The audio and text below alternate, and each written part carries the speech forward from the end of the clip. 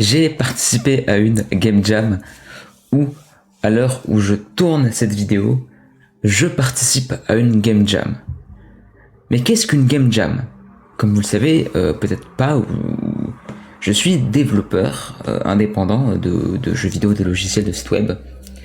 Et je me suis dit que je voulais participer à une game jam pour me prouver que je pouvais faire quelque chose à l'aide des outils que j'avais en main et que je savais utiliser. Exemple, Clicksim Fusion 2.5, Paint.net et bien d'autres. Mais qu'est-ce qu'une game jam? Eh bien, le but c'est de réaliser un jeu vidéo ou une sorte de jeu dans un temps imparti de 2 jours, 1 semaine, 2 semaines, suivant un thème bien précis, et le thème il est donné en début d'épreuve.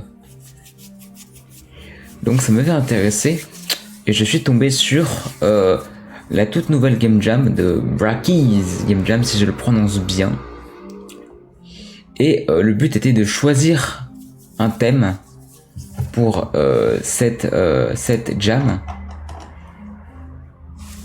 Et le thème qui a été décidé par la communauté, donc le thème, normalement c'est celui qui crée la jam qui le décide, ou ceux qui la créent. Mais là c'était un peu plus marrant de laisser les gens choisir par un choix. Et le thème pour cette Game Jam 2021, c'est Let There Be Chaos. En gros, ça veut dire que qu'il y aura du chaos et qu'il faut que notre jeu soit dans le thème du chaos. Et en premier, il me fallait donc une idée sur ce que je voulais faire. C'est pour ça que j'ai eu cette idée, c'est d'avoir un jeu un peu grand comme ça, où il y aura ici donc de la lave symbolisée par ce rouge pétant, et qui aurait du coup des espèces de rochers ici, des rochers.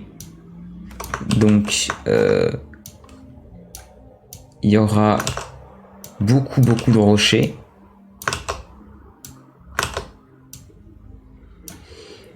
et que tous ces rochers, eh bien ils vont tomber, ils vont descendre à une vitesse relativement lente, mais qui va pouvoir augmenter. Donc aussi un rocher là pour montrer que c'est bien quelque chose d'infini. Et le but c'est qu'on aura un petit personnage ici, et le but c'est de faire en sorte que on soit là, on saute ici, on saute là, et que du coup on tombe parce que les plateformes elles descendent, et le but c'est de continuer à sauter, de pouvoir attraper des petits objets comme des pièces, ou surtout un objet qui nous permettra du coup d'avoir des points, de marquer des points, et voilà. Et du coup le but c'est de ne pas tomber dans la lave, et plus on avance dans le jeu, plus il y a ce qu'on appelle le chaos qui arrive. Ça peut être par exemple tout d'un coup une plateforme du jeu ici, que dès qu'on touche, elle se met à tomber, comme un peu les espèces de plateformes jaunes dans Mario, que quand on va dessus, elle commence à devenir rouge, elle vibre et elle tombe. À peu près comme ça, si vous voyez ce que je veux dire. Et qu'il y ait des sortes de boules de feu qui peuvent sortir du terrain, comme ça, hop, pour voler, dans Mario. Des trucs un petit peu qui annoncent le chaos, et ce serait un jeu en pixels, parce que j'aime bien tout ce qui est pixelisé. Voilà l'idée que j'avais pour cette game jam. Et maintenant il nous reste à développer le projet. Et donc c'est parti, je vais lancer mon logiciel pour développer toutes mes applications et mes jeux. Clicksim Fusion 2.5 développeur. J'ai créé une nouvelle application Et on va commencer le développement de celle-ci. Donc pour commencer ce projet, je démarre par la même chose que je démarre à chaque fois quand je développe un jeu, c'est les paramètres de la fenêtre, les paramètres premiers de l'application, les propriétés de mon jeu, le nom, les paramètres de la fenêtre, des contrôles, tout ça je le fais en premier. Et c'est l'heure de développer sur le projet actuel. Donc je m'empresse de commencer les premiers essais de gameplay de mon jeu. Je commence par faire la lave, puis ensuite de faire le rocher, le personnage, et de réaliser le mouvement de celui-ci avec le début un petit peu de ce qui va me permettre de réaliser l'aléatoire au niveau de, entre guillemets, lancer de rocher, et de continuer tout aussi à réfléchir aux différentes mécaniques que je pourrais implémenter dans le jeu au cours de son développement. Donc là, on a un personnage qui peut se déplacer sur une plateforme, et il faudra du coup faire en sorte que les plateformes, eh bien, elles tombent un peu aléatoirement. Et c'est ce que je vais essayer de faire, sinon si j'y arrive pas, j'y recommencerai demain. Et c'est ce que je m'empresse de réaliser. Je vais le réexpliquer un peu plus tard dans la vidéo, juste après ce timelapse, mais dans les grandes lignes, il y a un compteur qui se met à une valeur entre 1 et 5 toutes les 1 seconde ou toutes les 1,5 secondes, et on va vérifier si le compteur est égal à 1, à 2, à 3, à 4 ou à 5, et s'il est égal à une de ces valeurs, eh bien on va créer une plateforme qui va tomber sur le déclencheur correspondant. Si ma valeur est égale à 2, je vais créer la plateforme sur le déclencheur numéro 2. Si mon compteur est égal à 5, le rocher va se créer sur le déclencheur numéro 5. Et c'est ce qui donne un aléatoire, ça veut dire que chaque seconde, un rocher ne pourra pas se créer au même endroit, et qu'à chaque partie, tout sera aléatoire. Et voilà, c'est ce qui conclut cette première journée de Game Jam. Donc pour vous expliquer, c'est des pings Discord, je m'en excuse. Pour vous expliquer en gros ce qui se passe, on a un personnage ici avec une plateforme de départ, et ici de la lave. On a un compteur et ici des déclencheurs. Et on a une autre plateforme. Donc ce qui se passe, c'est que quand on est en collision avec la première plateforme et la seconde, on est stoppé, ce qui fait l'objet d'un platformer. Et toutes les 1 seconde, il y a ce compteur ici, celui-là. Toutes les 5 secondes, toutes les 1 seconde, ce compteur, il va être mis à une valeur entre 1 et 5. Si jamais je l'affiche à l'écran et que je fais un test, toutes les 1 seconde, il va changer sa valeur et elle va être fixée entre 1 et 5. Je pourrais essayer un peu plus de varier, ça va être à moi de voir. Et ensuite on vérifie si le compteur est à 1, s'il est à 2, 3, 4, 5, s'il est à 1, on va créer le second objet, on va le créer ici. Si c'est à 2, on le crée là. Si c'est à 3, ici. Si c'est à 4, là. Et si c'est à 5, le dernier ici. Voilà, vous avez pas vu avant qu'il y avait la caméra. Et du coup, l'objet va être créé ici en permanence. Mais le but, c'est que les plateformes, elles tombent. Et pour les faire tomber, toutes les 0,2 secondes, toutes les 0,2 millisecondes, donc toutes les 2 millisecondes, en quelque sorte, et bien, ici, on va fixer la position du second objet, donc à sa position Y, plus 1. Donc ça veut dire que sa position Y, eh bien, imaginons que ça, c'est notre cube, eh bien, il va à chaque fois se fixer à sa position, plus 1. Donc il va constamment baisser. Ce qui fait l'objet de toutes les plateformes qui tombent.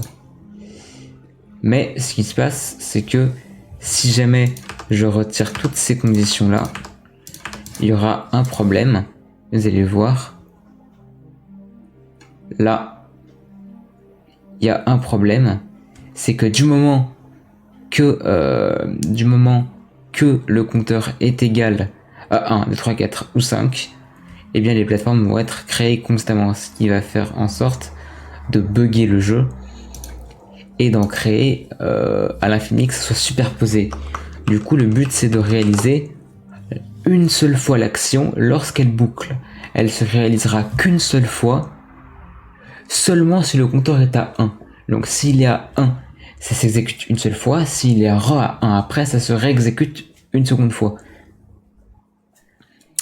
Mais il faudrait faire en sorte que ça ne se remette pas. Ça ne se remette pas à 1. Imaginons que le compteur est à 1 et qu'il veut se remettre à 1. Eh bien, je pense que c'est ce que je vais faire en vitesse. Du coup, si le terrain il quitte vers le bas, si le terrain il quitte en bas, ben voilà. Et s'il n'y a plus de personnages dans la zone, eh bien, ça le détruit. S'il n'y a plus de personnages dans cette zone, ça détruit la plateforme. Et pour terminer cette première journée, je vais régler un petit problème. Pour l'instant, les plateformes descendent aléatoirement, comme je vous l'ai expliqué précédemment. Sauf qu'une plateforme, eh bien, elle peut tomber à la suite d'une autre. Ça veut dire que mon compteur est à 1, mais l'aléatoire peut décider qu'il se remette à 1, parce que c'est de l'aléatoire, évidemment. Eh bien, je règle un problème, c'est que un rocher, ou bien la valeur ne peut pas être à la suite à la même valeur. Donc j'ai réglé un petit problème à l'instant, c'était que deux plateformes pouvaient se créer en même temps, parce que eh bien, leur valeur était la même, c'est-à-dire qu'une valeur qui était à 1 pouvait se remettre à 1 et recréer une plateforme. J'ai corrigé le problème très simplement en mettant un second compteur. Et ce second compteur, en fait, ce qu'il va faire, c'est très simple. C'est que toutes les 1 seconde, la valeur elle va être remise ici. Sauf que on va vérifier si la valeur du compteur, celle-ci, elle est différente du deuxième. Donc si elle est différente du deuxième, ça veut dire qu'il va créer l'objet. Mais ensuite, il va mettre le second compteur à la valeur du premier. Imaginons que le premier il se met à 1. Et bien la valeur du second, elle est par exemple au début à 0. Donc forcément c'est différent, du coup forcément l'action elle va être faite. Et il va mettre le compteur à cette valeur ici, donc à 1. Et là imaginons que le compteur il a envie de se remettre à 1 pour recréer un objet au premier trigger. Et bien ça ne marchera pas parce que la valeur du premier compteur sera égale à la seconde. Et du coup, c'est faux. Il va refaire une vérification et imaginons que là ça tombe à 3. Donc 3 c'est bien évidemment différent de 1. Du coup l'action va être faite de créer un objet au trigger numéro 3, puis de remettre cette nouvelle valeur à la valeur du compteur, donc ça se remet à 3 et ça refait à chaque fois la boucle. Ce qui fait qu'une plateforme ne pourra pas être créée au même endroit deux fois. Et c'est ce qui conclut les débuts de cette game jam, les débuts de la création du jeu. Il manque encore beaucoup à faire, peut-être les musiques, les sons, les graphismes bien évidemment, il manque beaucoup à faire. Et c'est ce qui conclut cette première journée de jam.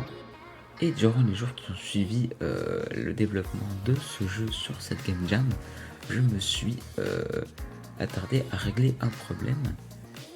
Et le problème c'est que quand on saute sur une plateforme par le dessous, eh bien on a un bug de collision.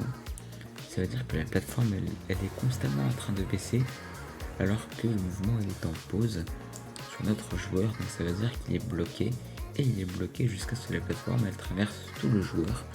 Et c'est un petit bug que je me suis attardé à régler en créant deux actifs. Un qui va mettre un compteur à 1 et un autre qui va le remettre à 0 juste en dessous, juste au-dessus. Et ce qui va se passer, c'est que le compteur est à 0, et quand il est à 0, la collision elle n'est pas faite. Et quand il saute et qu'il va aller sur le petit actif, le premier, donc celui de couleur bleue, et bien ce qui va se passer, c'est que le compteur va être mis à 1, ce qui fait que la collision, donc ce qui fait que le compteur sera à 1, et que si le compteur est à 1 et qu'on est en collision avec la roche, il y a la collision qui est effectuée. Mais si on passe au-dessus de l'actif rouge, et bien le compteur est remis à 0, ce qui fait qu'on a plus de collision, et du coup qu'on peut passer par dessous les rochers comme sur Mario, si vous voyez ce que je veux dire. Et par la suite, je développe aussi le moyen que quand on passe sur un des bords de l'écran, n'importe lequel, gauche ou droite, eh bien on se retrouve sur son bord opposé. Un petit peu comme sur le jeu téléphone Doodle Jump, où si on va sur un côté avec notre doigt, eh bien on se retrouve sur l'autre. Ce qui fait qu'on n'a pas de collision sur les côtés, et que c'est plus facile de se retrouver sur une plateforme si on est en difficulté pour jouer, pour avoir des points. Donc là nous avons un projet où nous avons un personnage qui peut se déplacer et il peut sauter sur les plateformes par le dessus, mais il ne peut pas passer par en dessous s'il est au dessus, et si jamais il va sur les côtés, eh bien il se retrouve sur l'autre côté de l'écran. C'est un petit peu comme Doodle Jump, donc là je passe par au-dessus, en dessous, et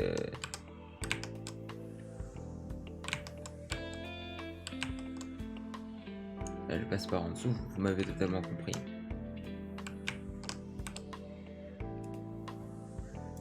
Et si jamais je vais sur un côté, eh bien je retourne sur l'autre. Mais comment est-ce que tout ça fonctionne?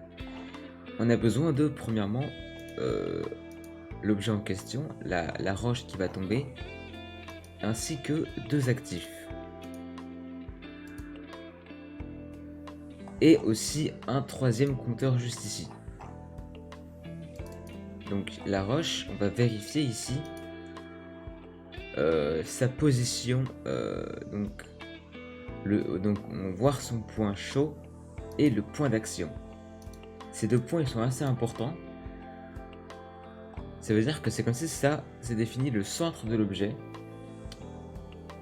Et ça veut dire que si jamais on a envie de faire un élément qui permet de le retourner, et bien là, avec ce point qui est ici, en l'occurrence, eh ben, il ne sera pas retourné au centre.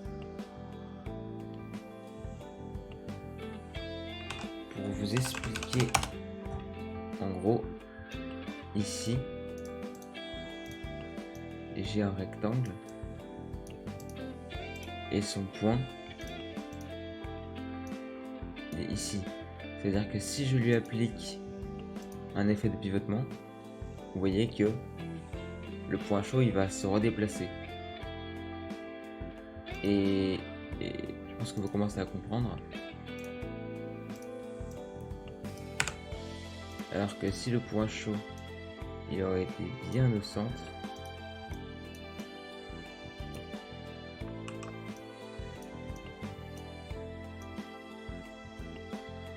comme ça, et voilà.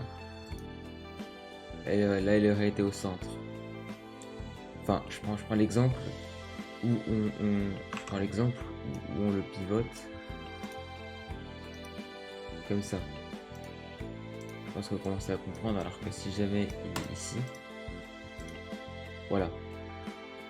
Du coup ça, et comme ça définit le centre de l'objet, et bien dans un événement comme ça, il peut passer de cette position à celle-là en une seule fonction de rotation. Et du coup ce qu'on fait, c'est qu'on va le vérifier et on va le sauvegarder. Et du coup dans ce deuxième, on va du coup le mettre au même endroit, exactement le même endroit que celui-là. Donc je vais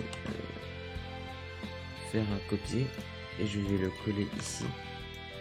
Et bien ici, si je mets ça parfaitement, il a le même point d'action et point chaud que la roche.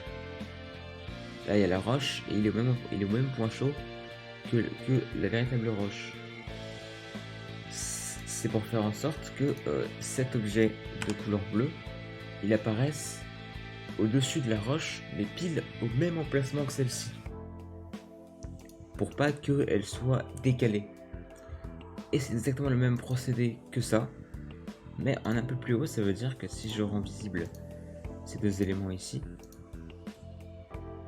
donc là, on peut voir que ils apparaissent exactement au même emplacement, mais un peu au-dessus, et c'est ça le but. Et le compteur, il va jouer un rôle. Là, on va faire en sorte que entre le personnage et l'actif qui se crée toutes les secondes, enfin toutes les 1,5 secondes, il y a la collision. Seulement si le compteur est à 1. C'est-à-dire que s'il est à 0, ben, on peut le traverser un peu comme on souhaite. Et ce qui se passe, c'est que pour l'instant il est à 0. Donc il se passe rien. Mais dès qu'on est au-dessus de l'actif bleu, eh bien il se met à 1. Ça veut dire que si on est au-dessus du truc en bleu, il se met à 1. Ce qui veut dire que la collision elle va être faite. Et que si je teste, la collision elle va être faite.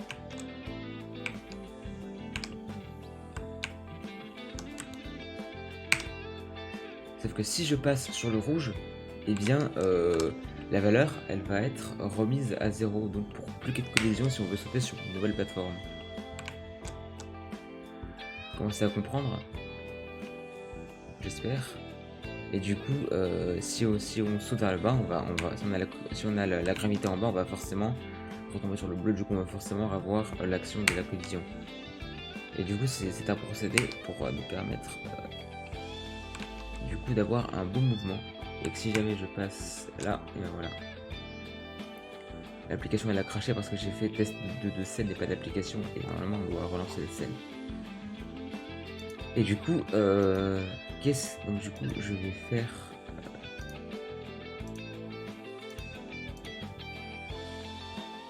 je vais laisser ça. Et ensuite, qu'en est-il de l'action pour téléporter le joueur? Là, on a un actif, ici, dans toute la longueur, dans toute la hauteur, qui est dupliqué sur les côtés. Et on fait en sorte que quand il est en collision avec ça, enfin qu'il est au-dessus, on va sauvegarder sa position Y. Donc la position Y, on va la sauvegarder.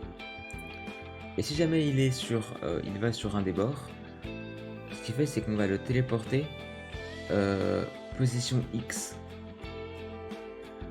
Ça va être la position X qui est liée au bord de l'écran. Donc là, c'est 0. Et ici, c'est 720. Du coup, à 0,720. Ah non, à 1280, excusez-moi, 1280. Et du coup, donc, ça veut dire qu'il va être TP à l'autre bout. Et on récupère juste la valeur Y qu'on a vérifié l'autre fois ici. On l'a vérifié pour la mettre au bon endroit. Ce que j'ai fait avant, c'est que j'avais mis le truc ici. Et ça aurait marché en quelque sorte.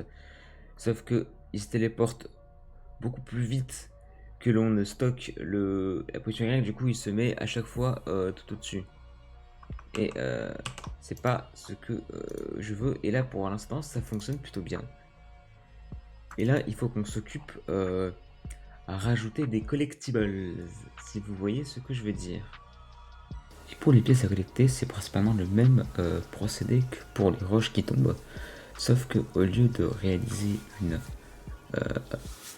vérification de différence pour faire en sorte qu'une roche ne tombe pas deux fois au même endroit, et bien là je fais en sorte qu'il y ait un deuxième compteur qui se met entre 1 et 5 aléatoirement, et je fais en sorte que si il est exactement de la même valeur que le tout premier compteur que j'ai créé pour les roches, et bien ça veut dire qu'il va pouvoir se créer et apparaître, ce qui fait que son taux d'apparition il est assez rare, entre grosses guillemets, et c'est pour pas qu'on ait 300 points en début de partie.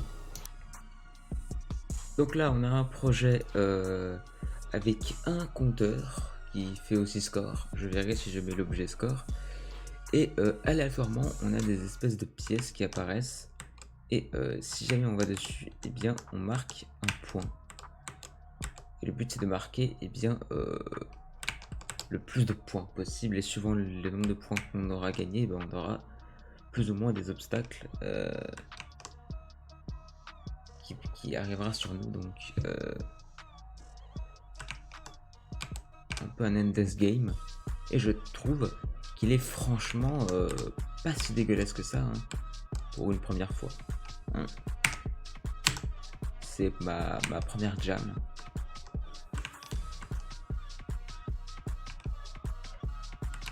Et franchement, oh, je vais pas en avoir 3. Je ferai un système de score et de high score, et si je suis un peu plus déterminé, un scoreboard en ligne.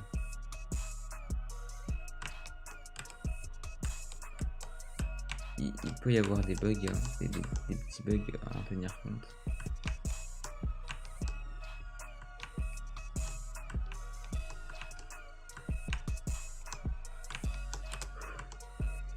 C'était tendu tout ça.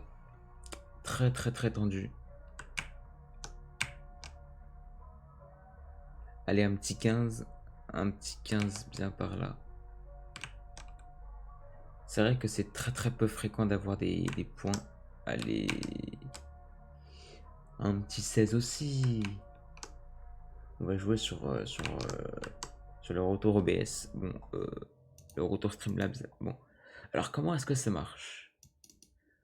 On va en fait réaliser un compteur, un nouveau compteur, donc qui est là, et aussi un objet pièce qui fait de la même technique que cela. C'est que le point chaud en fait et le point d'action, il est au même endroit que la roche, si la roche aurait été au même emplacement ici que la pièce, et du coup la pièce elle va apparaître. Et ce qui se passe, c'est que toutes les 1,5 secondes, on met un second compteur, du coup le deuxième, entre 1 et 5. Pareil que celui-là. Et en fait, on refait si c'est égal à 1, 1, 2, 3, 4, 5, et ben on crée l'objet au début. Sauf que là, contrairement à celui-là, on n'a pas besoin de faire si machin est égal à inégal à 1. Pas besoin de le faire parce qu'en fait, elles vont pas se recréer à chaque fois toutes les 50 secondes. Elles se recréent si seulement, attention, les deux compteurs ici sont égaux. Ce qui donne en fait une fréquence d'apparition assez faible. Pour donner un peu plus de challenge. Et du coup, à chaque fois, les deux valeurs vont se mettre à une valeur aléatoire entre 1 et 5. La première se met à 2, la deuxième se met à 5, la première se met à 3, la deuxième se met à 4. Puis la première se met à 2, la seconde se met à 2. Donc ça effectue cette action qui va du coup créer la pièce à la seconde plateforme. Puis ensuite, je crée un compteur que je mets en grand au-dessus de l'écran. Et quand on est en collision avec une pièce, eh bien on détruit celle-ci et on ajoute un au compteur, et le but c'est de faire le meilleur score. Donc là, je viens de terminer la phase de gameplay. Donc là, c'est comme si je pouvais exporter le jeu et l'envoyer à la jam. C'est déjà quelque chose qui est déjà jouable. Mais il manque beaucoup de choses, comme par exemple les textures. Il manque aussi le chaos, parce que là, on voit que c'est un jeu quand même qui a, on va dire, un petit peu de chaos. Parce qu'il y a la lave en bas, il faut quand même qu'on monte. Mais il n'y a pas de chaos à tel point que les plateformes vont de plus en plus vite, ou encore qu'il y en a certaines qui vont pas se créer, ou encore que on a, je ne sais pas moi, des espèces de trucs en feu qui tombent du sol, un peu comme Mario, voilà, sans plagier Nintendo évidemment. Des trucs un petit peu de chaos, quelque chose un peu caliente. Mais déjà, on a déjà une base pour le jeu, et je suis plutôt content de ce que j'ai fait durant les premières journées de cette jam. Et du coup, on va continuer sur le projet durant les jours qui vont suivre, on va continuer le projet et ben voilà, je pense que ça va être l'heure pour moi de prendre une petite pause.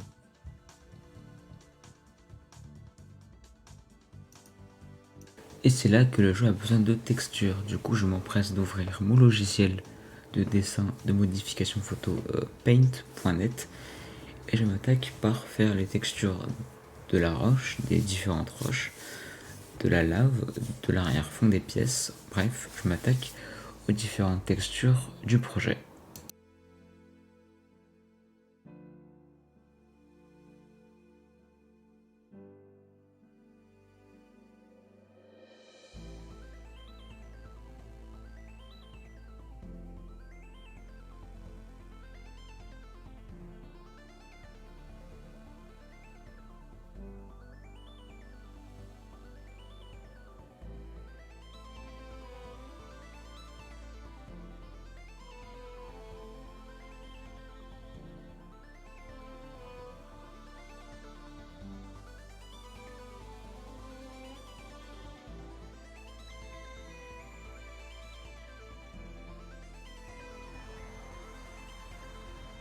Donc là, on a un jeu. Donc là, on a un jeu avec des textures. Donc peut-être pas des textures définitives. Et ici, on a des petites boules de feu. Je vais expliquer comment tout ça fonctionne avec aussi l'objet en question. Donc, si je ne l'ai pas encore expliqué, cet objet ici, qui est très bien texturé, il a exactement le même point chaud et d'action que la roche. Si la roche, elle est ici, elle est en bas, c'est-à-dire que le point d'action, il est au même endroit si la roche aurait été tout en bas. Pour qu'en fait, la pièce soit pile au-dessus de la roche à sa position, donc ça c'est parfait. Et du coup, on a un autre compteur qui va se mettre toutes les ondes et il va changer. Et ça va créer une pièce si la valeur de ce compteur, de ce nouveau compteur, est égale à la valeur du premier, pour que ce soit moins fréquent. Et ensuite, dans la collision, on détruit, on ajoute un au compteur. Et là, en fait, si le score est égal à... Donc si...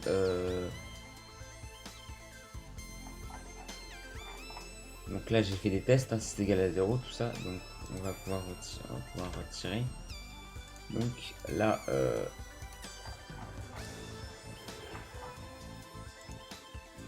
édition, si le score est égal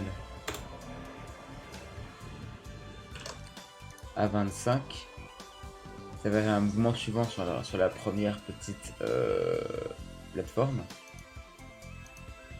Et sur la boule de feu. Et si c'est pas le cas,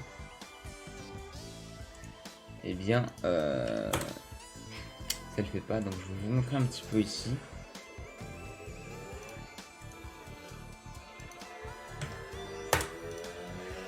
Donc ici voilà, c'est comme ça. Et si jamais j'ai 10 points, là ça va un peu plus vite. Et si jamais j'ai 25, c'est plus vite. Et là on voit qu'il y a une petite boule de feu qui apparaît. Donc c'est peut-être trop vite à mon goût. Et si jamais je me mets à avoir peut-être un score de 50, là j'ai la seconde boule de feu qui apparaît. Il faut qu'entre temps je fasse autre chose. Voilà que je commence à faire autre chose. Donc tiens, j'ai des points.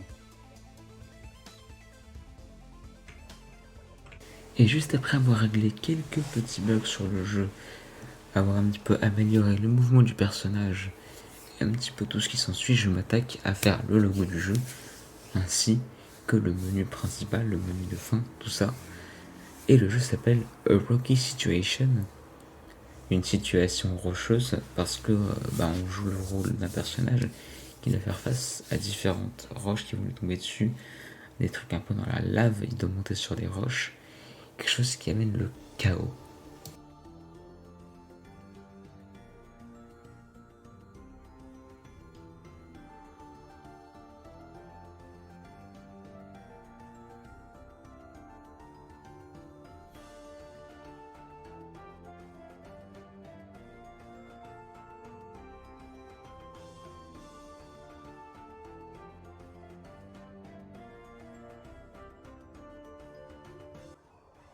Donc nous avons un jeu qui est fini hein, avec un menu, donc Rocky Situation. Donc appuie sur entrée pour jouer ou déplace-toi avec les flèches du clavier. Strike Games Yen, c'est mon petit nom. Avec quelques petits bruitages que j'ai fait en 2 spi sur FL Studio. Donc voilà, un jeu qui est bien fini avec des trucs à collecter. Et suivant le nombre de points en fait, il y a du chaos qui apparaît. Donc des fois quelques petits bugs. Voilà. J'étais un peu occupé cette semaine, j'ai dû le faire un petit peu en vitesse. Vous avez aussi eu des lives sur Céleste. Parce que oui, j'ai fait des lives sur Céleste en rediffusion sur ma chaîne Twitch. Mais bon, ça, j'en parlerai peut-être plus tard. Ou bien voilà. Hop là, on peut voir que ça fonctionne.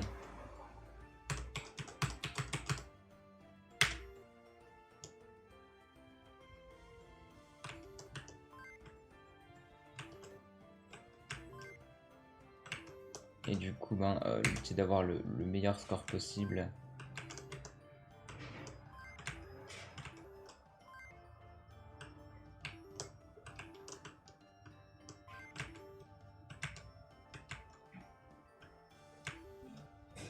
Et le score, notre score est égal à 13 et notre meilleur score aussi est égal à 13.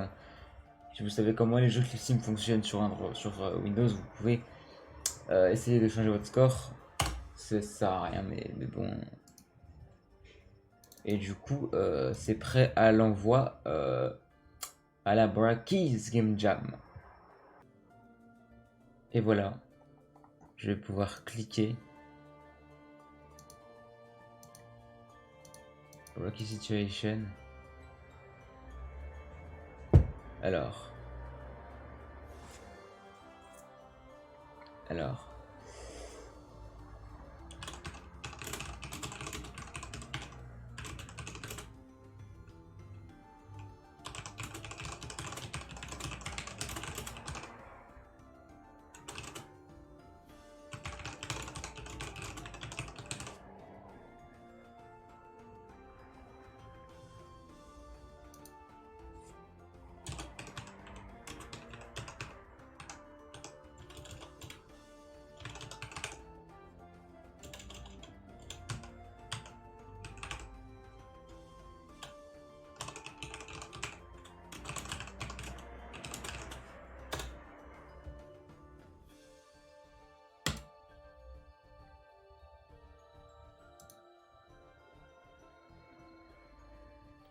Et voilà, j'ai publié mon jeu sur la Game Jam. Je suis content. Et voilà, donc le son a peut-être un peu changé aussi mes vêtements.